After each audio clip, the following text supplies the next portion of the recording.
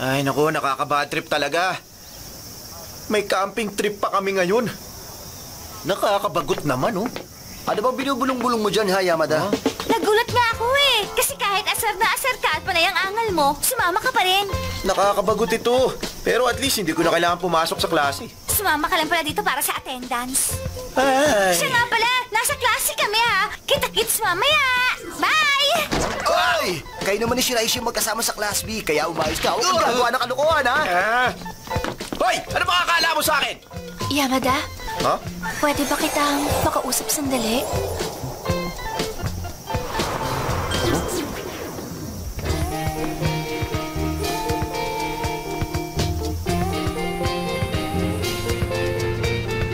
Urara, may chocolate ako oh. Gusto mo bang tikman? Try mo rin ito, masarap oh. Mag-snack ka na muna. Ah, talaga? Wow, salamat ha. Ang ganda ng naisip na ideya ni Shiraishi. Mukhang mag-e-enjoy ako sa trip na to, ah. Alam mo, Urara, napansin namin. Huh? Parang ang laki na ng pinagbago mo. Huh? Oo, sobra. Dati kasi wala kang ginawa kundi ang mag-aral. Hindi ka nga madalas magsalita eh. Ah, talaga? Ganun ba ako? Tinanong mo pa nga kami kung pwedeng sumama sa atin si Yamada. Huh? Sabi mo hindi ka sasama kung hindi siya sasama. Sigurado mag-i-enjoy tayo Talaga ang ngayon? babaeng yun.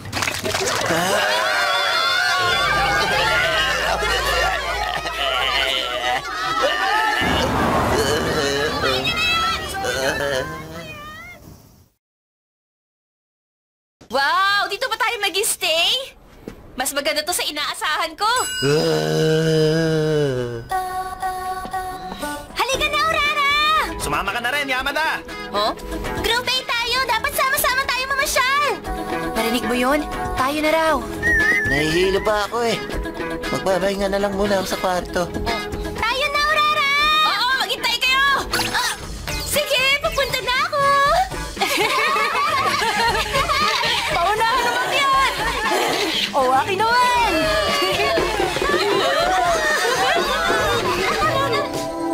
Ang saya-saya! Gusto ko pa mamasyal eh! Ang aga naman nila magpa-dinner.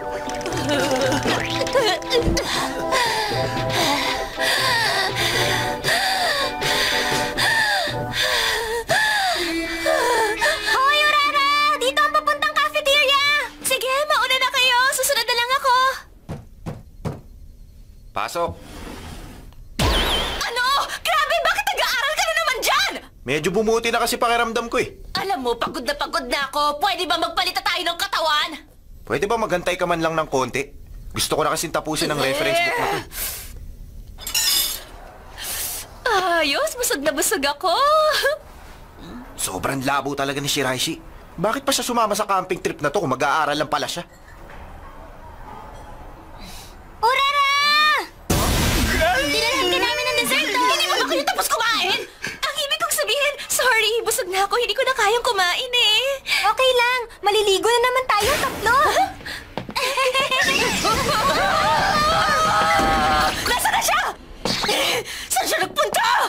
Bakit, Urara? Hayaan mo na si Yamada. Tara, maligo na tayo. Teka, sandali lang! Sandali lang! Pero, mauubusan tayo ng oras kung hindi pa tayo maliligo ngayon. Meron kasing schedule ng paliligo dito eh.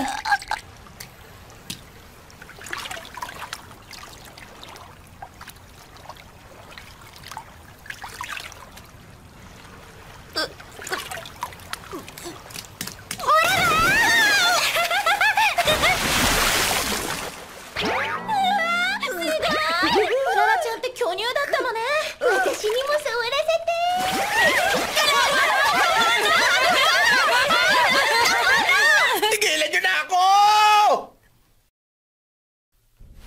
Ay, nakakapagod. Okay, yung susunod natin gagawin, magkukwentuhan tayo sa buong magdamag. Yay! Hindi ko na kaya ito! Hindi pa rin bumabalik si Shiraishi. Nabibwisit na ako sa mga to. Tutulugan ko na lang to. Alam mo, natutuwa talaga ako at sumama ka ngayon, Urara. Oo nga, seryoso. Ang saya-saya talaga. Ibig kong sabihin, lagi ka kasing wala sa mga ganitong event. Bakit nga pala ngayon mo lang napagpasyang sumama? Ano bang meron? Kasi nga, nandito tayo. Hindi, joke lang. Sandali lang ha. Oh? Ha? Bakit Ngayon ka lang. Ewan ko sa'yo! At saka, bakit nag-aaral ka na naman dyan at nagdagdag ka pa ng mga libro? Ano ba talagang balak mo't sumama ka pa sa camping trip na ito? Kahit kailan hindi ka pa sumama sa ganitong activity, hindi ba? Kung gano'n, kaya ka ba sumama ngayong taon? Dahil meron kang gustong makuha?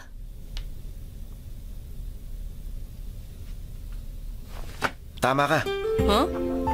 Matagal ko nang gustong sumama sa ganito. Sa totoo lang kasi, hindi ko alam kung paano ko sila pakikitunguhan. Kaya hinayaan na lang kita. Ay. Alam mo, nagsasawa na rin ako sa ganito eh. Sabi ba naman ng mga babaeng yun, magdamag daw silang magkwekwentuhan. Bakit naman ako magtsatsagang samahan sila? Hay, nako. Huh? Halika na nga! Oh!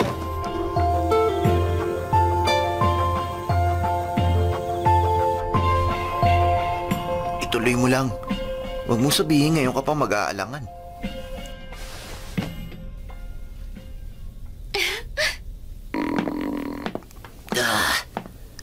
Grabe talaga siya. Aral pa rin ang aral kahit kumakalam na sikmura.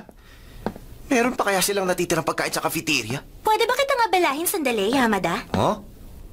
Pwede ka bang sumama sa akin sandali? Ang babaeng ito. Siguro dapat muna akong magpakilala, Yamada. Ako si Nene Odagiri, ang Student Council Vice President. Hindi mo na kailangan ipakilala ang sarili mo.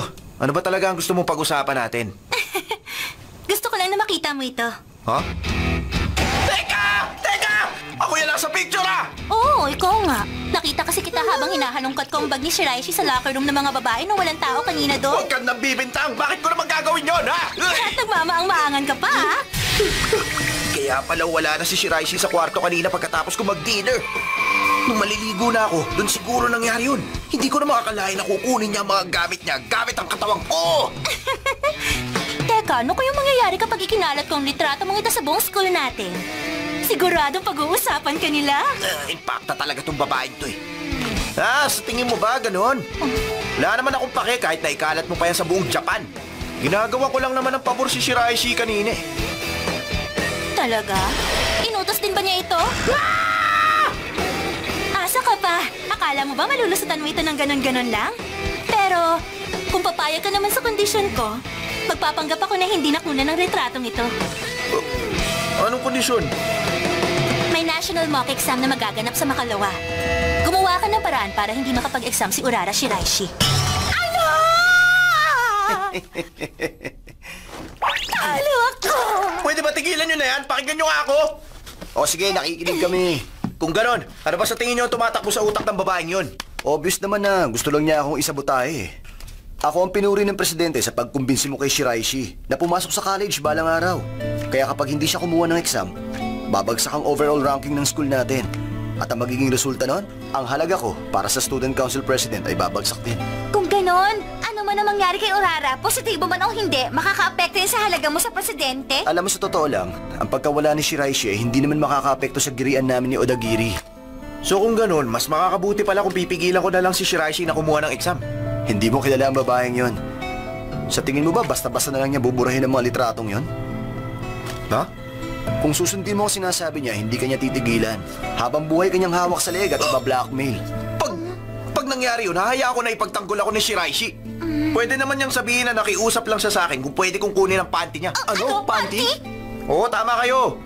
Hindi kasi siya nag-iingat. Yan tuloy ang nangyari. Teka, bakit parang inuusgahan niyo na kaagad ako?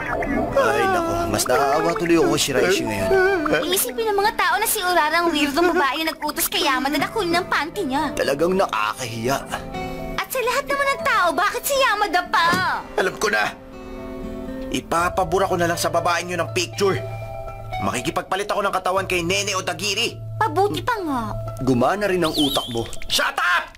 Akala mo ba ganun lang kadali yun? Ikaw kaya? Siya nga pala, Yamada. Ah! Huwag mong isipin na dahil lang sa mga nangyayaring ito, ay madadaya mo na ako.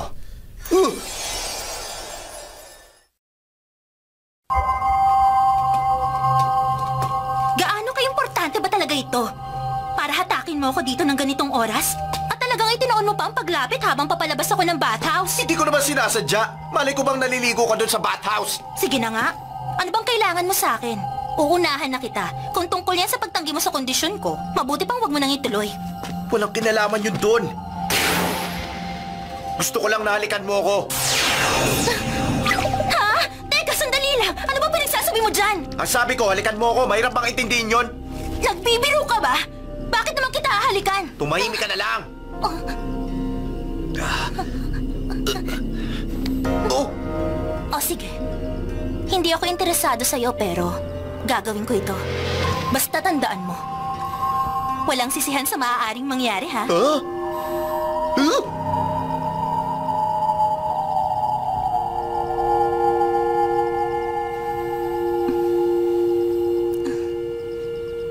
Ano, kontento ka na ba? Kung ganon, babalik na ako. Napakawalang kwenta talaga. Ano? Ikaw naman ang nagsimula ng lahat, ah! Teka, bakit hindi kami nagpalitan ng katawan? Ba't ganun? Parang meron yatang mali. Parang may kakaiba sa babaeng yun. Hindi siya pangkaraniwan. Kung ganon, may mga tao pala na hindi tinatabla ng powers mo. Mabuti pa. Subukan natin.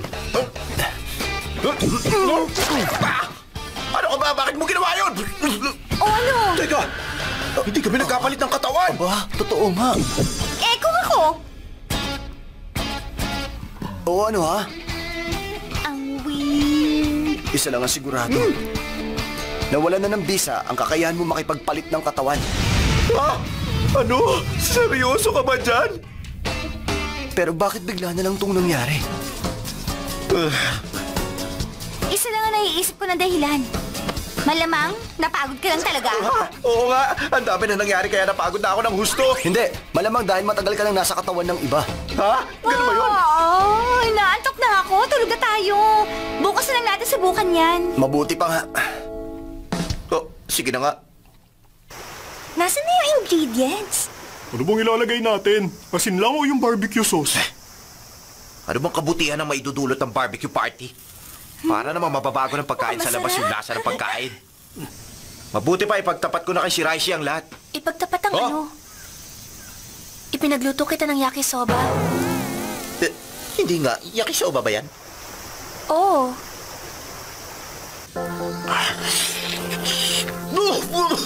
Toast talaga? Sinabi ni Odagiri yun sa'yo? Oh, O sige, okay lang naman din sa akin kahit na hindi ako makapag-exam eh. paano ko nakakakain ng normal? Masarap ko sa to eh.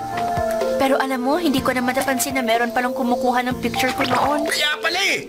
Bakit mo pinagmamasdan ang panty mo ng ganon? Naaliw lang akong pagmasdan. Ang cute kasi. Habang nasa katawan kita? Tungkol naman sa power ko. Pero masaya ako. Oh? Kasi naging masaya ang camping trip na to dahil sa'yo. Maraming salamat, Yamada. Oh? Alam mo, nakakaaliw pala yung technique sa paglalagay ng false eyelashes. Patunay lang na magaling ang mga Japanese sa pag-develop ng advanced technology, pati na sa false eyelashes. Talaga? Paano mo nasabi? Ang dami kong nalaman kagabi. Magdamag kasi ako nakipagkwentuhan sa mga kasama ko sa kwarto. Kaya antok na antok ako. Ha? Talaga palang magdamag? Oh! Halika na, Urara! Bumalik na tayo! O, sige! Sa darating na bakasyon, Huh? sana magsama-sama din ng members ng Supernatural Studies Club sa outing. Sige.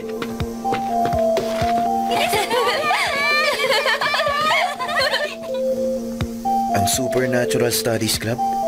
Siguro mabuti na rin na hindi ko sinabi sa kanya na nawala ang powers ko.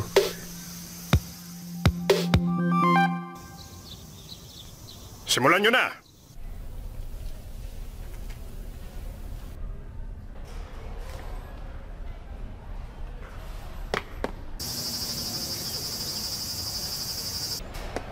Hindi pumasok si Shiraishi. Kaya sa ngayon, napigilan ko ang pagkalat ng mga litrato. Ang problema kung ano ang susunod. Dahil walang garantiya na buburahin ng babaeng yun ang mga litrato. Puisit. Kung makakalipat lang sana ako sa katawan niya eh. Ikaw pala! Maganda umaga sa'yo, Yamada. Ha? Anyari sa'yo? Wala naman. Gusto ko lang sabihin sa'yo na meron akong hinandang lunchbox para sa'yo. Nakakahiya na itong blush mo. Hoy, Miyamura! Ano nangyari sa kanya? Wala naman. Ang totoo nga niyan, Ipinaghanda rin kita ng lunchbox eh. Grabe to. May pangalan at mukha ko pa. Mukhang masarap ah. Huwag ka lang umepal! Yung hinanda kong lunchbox sa kakainin ni Yamada! Hindi rin. Obviously, sa akin ang pinili niya. Sabihin mo, Yamada! Kaninong lunchbox ang kakainin mo? Wala, kasi bumili na ako ng yakisoba bread eh. Anak ng kuwago, sabihin nyo nga, ano ba nangyayari sa inyo? Ang totoo niyan, Nagsimula na kasing... mahulog ang loob namin sa Yamada. Bakit ba nangyayari ito? Bakit bigla naman yata? Grabe, ang bilis naman ang pangyari. Oo, tama ka. Kaya nga inisip namin ng mabuti kung paano nagsimula ang lahat ng ito. Oo nga, naisip nga namin na... Nagsimulang mahulog ang loob namin sa'yo nung gabi ng camping trip matapos ka naming halikan. Didiretsahin na kita ha, na wala ang kakayahan mo makipagpalit ng katawan dahil sa hinalikan mo ako. At napalitan niya ng kakayahan ng mang-akit at manggayuma. Gayuma? Sige na, Yamada. Say Naku, huwag yan! Mas masarap to, Pwede ba akong nauna dito? Tumahimik ka dyan! Tumahimik ka! Mas gusto ko niya ka kaysa sa'yo! Tumigil na kayo! Tama na! Yamada! Ano ka ba? Bakit mo naman kami hinalikan? Ayan tuloy, bumalik na kami sa normal. Shut up! Umarte lang kayo ng ganyan kasi alam nyo makakabalik kayo sa normal! Ay, ang weird talaga sa pakiramdam. Paano kaya na kung busy yung utak ko na cool si Yamada? Pakiramdam ko, nalugi ako nung nawala ang bisa nung gayuma, nakakadismaya. Para bang gusto kong masuka. Ay, nababaliw na talaga kayo. Pero alam mo, Yamada, talagang pambira ang nakuha mong kapangyarihan. Patok na patok yan, ha? Ha? Sa tulong yan, mapapasakabay mo na ang lahat ng babae dito sa school natin! Ewan, para naman kailangan ko ng ganitong kapangyarihan. Ayaw ka na naman eh! Napapanggap na mahiyain. Uy, Yamada, subukan mo halika si Shiraishi. Tignan natin ang mangyayari. Ha? Ano? Oo, tama. Ano nga ang nangyari kay Urara kapag pinablan siya ng luma mo?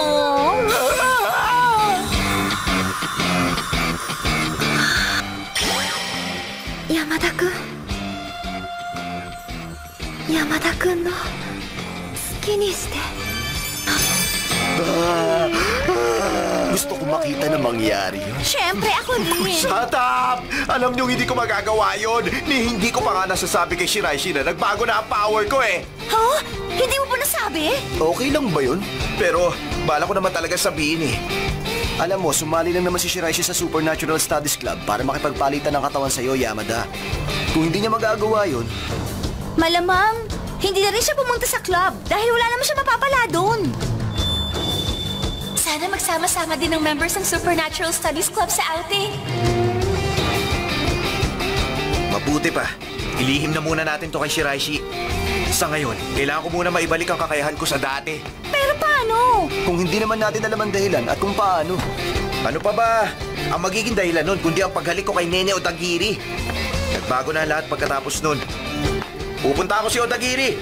Ilihim niyo muna to kay Shiraishi hanggat di ko pa to naayos. Ha?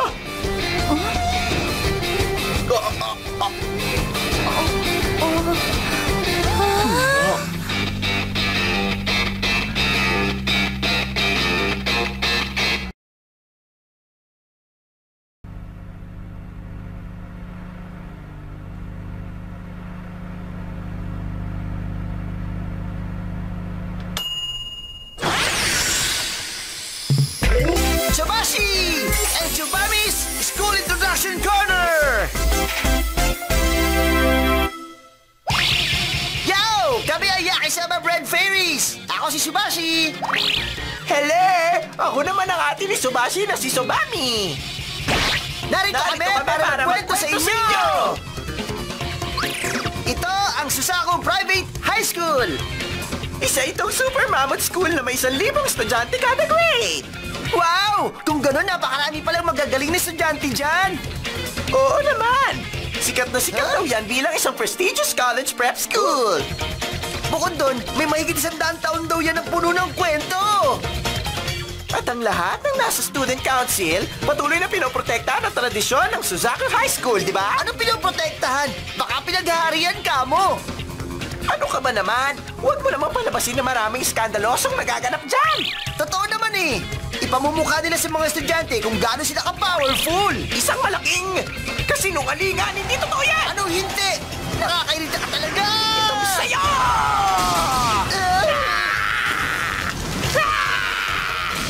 Ang lakas ng loob mo, ha? Ito sa'yo!